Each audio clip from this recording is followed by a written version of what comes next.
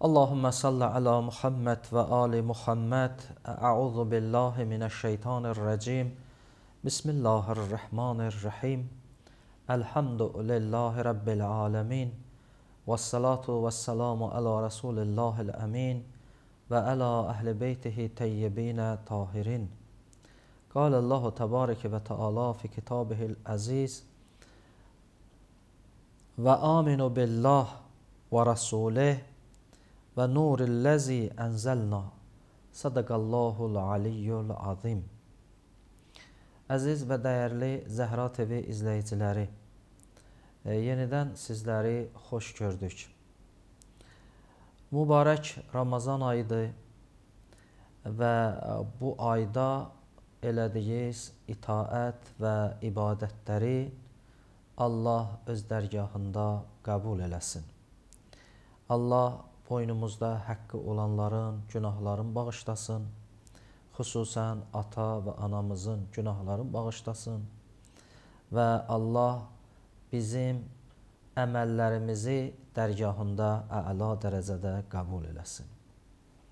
Bildiyiniz kimi bu ay mübarək aydır və eyni zamanda bu ayın şəhidi Ağa Əmirul Müminin Əli ibn Əbi Talibdir. Ona görə də biz artıq neçənci verilişimizdir ki, Ağa Əmirul Müminin Əli ibn Əbi Talibin haqqında siz əzizlərə məlumat veririk. Düzdür, Ağa Əmirul Müminin Əli ibn Əbi Talib əleyhissalatu vəssalam elə bir şəxsiyyətdir ki, onun haqqında tam, dolğun məlumat vermək bizim kimi insanların qüdrəti çatmaz, biz oyunu bacarmarıq.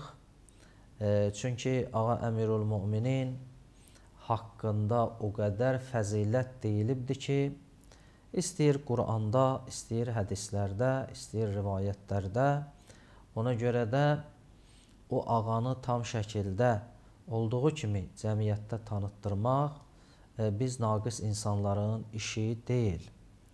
Ağa Əmirul Müminini lazımı qədər olduğu kimi insanlara tanıtdıran zamananın imamı Ağa İmam-ı Zaman Əcəlallahu Teala Fərəcəhu Şərif olacaq və öz zuhurunun zamanı Ağa Əmirul Müminini insanlara olduğu kimi tanıtdırar. Necə ki Peyğəmbərimiz öz zamanında buyurdu: Ya Əli, səni mən və Allah tanıdıq. Yəni sənin fəzilətin, sənin şəxsiyyətin o qədər əzəmətlidir ki, o qədər böyükdür ki, səni mən və Allah tanıdıq.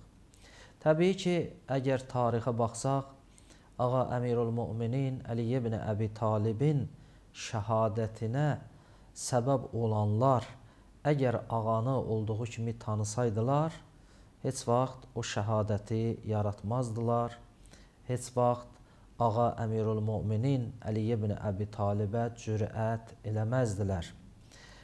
O insanlar cahil oldular ki, tanıya bilmədilər və Ağa Əmirul Müminin Əli ibn Əbi Talib əleyhissalatu vəssalamı şəhadətə çatdırdılar. Bax, bu elə özü bir dənə bariz, aşikar bir dəlildir ki, insanlar Ağa Əmirul Müminini olduğu kimi Allahın ona verdiyi o fəzilət ki var, onu olduğu kimi tanıya bilmədilər. Amma vəzifəmiz budur ki, ağadan biz danışaq, ağanın fəzilətini nə qədər dərk eləyə biliriksə, onu insanlara çatdıraq. Quran-ı Kərimdə Ağa Əmirul Müminin və onun övladları, yəni 12 imama Allah nemət sözü deyibdir. Yəni onları nemət adlandırıbdır. Nemət elə bir fəzilətdir, elə bir əzəmətdir ki, Allah buyurur, bu nemətlər haqqında qiyamət günündə sizdən sorğu və sual olunacaq. Deməli, imamlarımız bir nemətdir bizə. o nemətlərin qədrini insanlar bilmədikdə, Allah buyurur, onda sizin haqq və hesabınız var. Çünki bu nemətlərdən istifadə eləsək, təbii ki, biz dünya və axirətimizi abad eləmiş olarıq. Əgər bu nemətlərdən istifadə eləməsək, təbii ki, dünya və axirətimiz bərbad olacaq. Çox maraqlıdır ki, Qur'an-ı Kərimin ayələrinə baxdıqda müxtəlif təbirlər Allah gətirir imamlar haqqında. Müxtəlif sözlərlə Allah təbarək və təala imamları bizə tanıtdırır və onların əzəmətini bizə göstərir. Elə düşünürəm ki, Allah bu fənnidən istifadə eləyir ki, insanlar imamları tanısınlar, insanlar imamları qəbul eləsinlər. Görürsən, dediyim kimi bir ayədə Allah onları nemət adlandırır. Digər bir ayədə Allah onları nur adlandırır. Və digər ayələrə də baxsaq, görərik ki, bəli, müxtəlif adlarla Allah təbarək və təala imamları bizə tanıtdırır və səbəb də bundan ibarətdir ki, insanlar bu müxtəlif sözləri gördükdə axır nöqtədə imamları qəbul eləsinlər, iman gətirsinlər və yəqinə çatsınlar. Təəssüflər olsun ki, imamların öz zamanəsində də və indi də bunu inkar eləyənlər var və o inkar eləyənlər təbii ki, onların nə dünyaları, nə də axirətləri ki, xoş olmaz, xoşbəxtlik olmaz. Çünki Allahu təbarək və təala dünya və axirət xoşbəxtliyi imamlarda qoyubdur ki, insanlar onların sözlərinə əməl eləsinlər, insanlar onların göstərişlərinə əməl eləsinlər və nəticədə dünya və axirətlərini abad eləsinlər. Mən sizə bugün bir ayə oxuyacağam. Təbii ki, ayə hədisin daxilində gəlibdir. Mötəbər kitablardan biri hesablanan Usul-i Kafi kitabında bir nəfər ravi nəql eləyir. Deyir ki, mən İmam Cəfər-i Sadiq əleyhissalatu vəssalamdan, İmam Muhammed Baqir əleyhissalatu vəssalamdan bir dənə rivayət nəql eləyir və o rivayətdə görəcəyik ki, imam ayəni necə təfsir eləyir, ayəni necə izah eləyir. Rivayət bundan ibarətdir ki, Səffan İbni Yəhya, Hüseyn İbni Məhbub, o da öz atasından Əyyub ən Əbi Xalidir Kabuli ki, bunlar ravilərdir. Sadəcə xatırladım ki, yəni bir neçə dənə ravi bunu nəql eləyir. Bu şəxs deyir ki, bu ravi qalə səaltu Əba Cəfər əleyhissalatu vəssalam ən qovlillahi əzzə və cəl. Bu ravi deyir ki, mən İmam Baqir əleyhissalatu vəssalamdan sual elədim bu ayə haqqında. Ayə Qur'an-ı Kərimin Nur surəsinin, Təğabun surəsinin 8-ci ayəsidir. Bu şəxs deyir ki, mən İmam Baqir əleyhissalatu vəssalamdan bu ayə haqqında sual elədim ki, Allah buyurur bu ayədə Bismillah fəaminu billah və rəsulih və nurilləzi ənzəlna. Allah buyurur, ey insanlar, siz Allaha iman gətirin və Peyğəmbərə iman gətirin və o nura iman gətirin ki, ənzəlna, biz o nuru nazil eləmişik. Bu ravi deyir ki, mən İmam Muhammed Baqir əleyhissalatu vəssalamdan, 5-ci imamdan sual elədim, ağa, Allah bu ayədə nə demək istəyir? Buradakı buyurur, fəaminu billah, Allaha iman gətirin. Bunu bildik. Çünki Allah və ona iman gətirmək. Bunu düşündük, anladıq. Və Rəsuli və Allahın Rəsuluna da iman gətirin. Bunu da başa düşdük. Amma və nurillezi ənzəlna, bir də o nura ki, siz iman gətirin ki, mən onu nazil eləmişəm. Məqsəd bu nurdan nədir? Məqsəd bu nurdan nədir ki, Allah buyurur, buna da iman gətirin. Deyir, mən İmam Baqir əleyhissalatu vəssalama bu sualı verdim. Fəqalə, İmam Muhammed Baqir əleyhissalam buyurdu, Ya Əba Xalid, ən-nur vəllahi əl-əimmə min Ali Muhammed sallallahu aleyhi və alihi və səlləm ilə yevmil qiyamə. İmam buyurdu, ey Əba Xalid, o raviyə belə müraciət elədi. O nuru ki, Allah bu ayədə buyurur, ona iman gətirin. O nurdan məqsəd Ali Muhammedin tərəfindən, yəni Ali Muhammedin imamlarıdır. Yəni Peyğəmbərin əhl-i beytindən olan haqq imamlardır. Nurdan məqsəd budur, ta qiyamətə qədər onlar insanlara rəhbərdir və imamdır. Allah da onları deyir. Deyir, yəni Allaha iman gətirin, Peyğəmbərə iman gətirin, bir də imamlara iman gətirin. Və İmam Baqir əleyhissalam sözünü davam elədi. Buyurdu, və hum vəllahi nurillah əlləzi ənzələ. And olsun Allaha, bu imamlar Ali Muhammedin imamları, yəni Peyğəmbərin əhl-i beytindən olan imamlar Allahın nurudular. Allah bunları nazil eləyib. Nazil yəni qərar veribdi bunları. Və hum, və imam buyurdu, vəllahu nurillah fis-səmavati və fil-ərz. And olsun Allaha, bu imamlar Allahın nurudular göylərdə və yerlərdə.